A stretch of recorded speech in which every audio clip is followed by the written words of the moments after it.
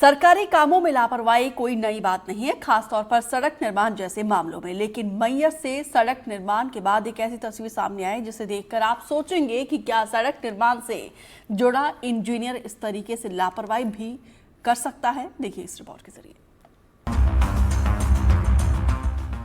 देश में बड़े बड़े निर्माण हो रहे हैं। सड़कें पुल बनाने में कई तकनीकों का इस्तेमाल किया जा रहा है। एक से बढ़कर एक उदाहरण पेश किए जा रहे हैं और विकास की इस दौड़ में सबसे आगे बढ़ने के लिए Madhya Pradesh road development corporation के होनहार इंजीनियरों ने ये नायाब नमूना पेश किया है। बताइए, देखा है कभी ऐसा कुछ? सोचिए कितना दिमाग लगाया गया होगा, कितनी तरकीबें लगाई गई होंगी।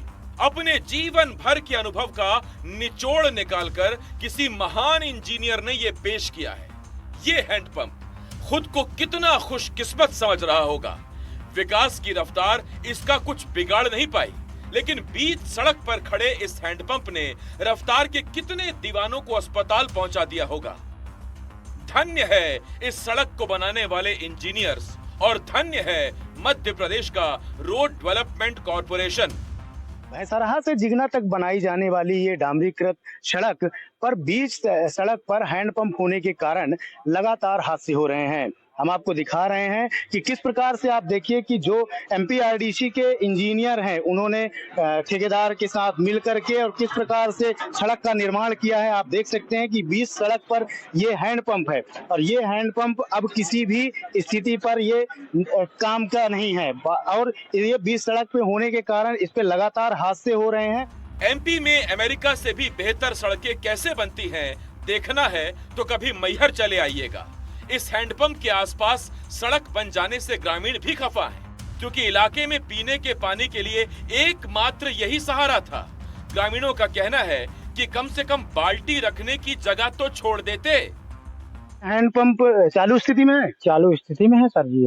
ये चालू स्थिति में, अब बताइए हम लोग आदिवासी मोहल्ला के हैं तो कैसे पानी पिएंगे बताइए। ये बीच रोड में कर दिया, बोले कि हम इसको दूसरा हैंडपंप देंगे खोद के, तब इसको उखाड़ देंगे। ना तो हैंडपंप उखाड़े, हादसा हो रही है और न हम लोग पानी मिल रहा। समस्या बड़ी है और कारण साफ। सड़क निर्माण के लिए हैंडपंप हटाते तो निर्माण कंपनी को कहीं और हैंडपंप लगाना पड़ता। खर्चा बचाने के चक्कर में हैंडपंप बीच सड़क में ही छोड़ दिया गया। अब ग्रामीण अपनी जाने। कैसे ऐसे आए दिन हादसे होते होंगे? होते हैं। मैं भी एक दिन यहीं से क्रॉस हुआ था तो मेरी मोटरसाइकिल से भी एक्सीडेंट होते होते हमने बचे और तभी आदिवासी लोग भी यहाँ के आ गए सामने और वो भी बताए कि सर इसमें मैं केवल पूरे मोहल्ले के लोग, एक हैंडपंप था, इसमें हम लोग पानी पीते थे, लेकिन एमपीआरडीसी के इंजीनियर और ठेकेदार मिल के इसको आधा दबा दिए, आधा बचा, तो इसमें हम पानी भर नहीं सकते।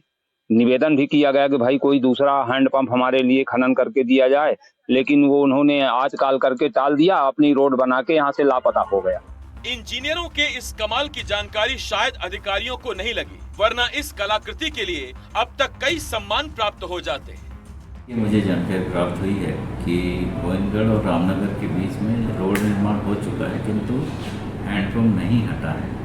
चूँकि ये रोड के बीचों बीच हैंडपंप लगा है, ये कभी भी दुर्घटना का कारण हो सकता है। ऐसी स्थिति में हमने संबंधित एजेंसी को ये निर्देशित कर दिया है कि वो हैंडपंप तत्काल लगवा दें। लेकिन अब सम्मान पाने वाले अधिकारियों को तलब करने की तैयारी कर ली गई है।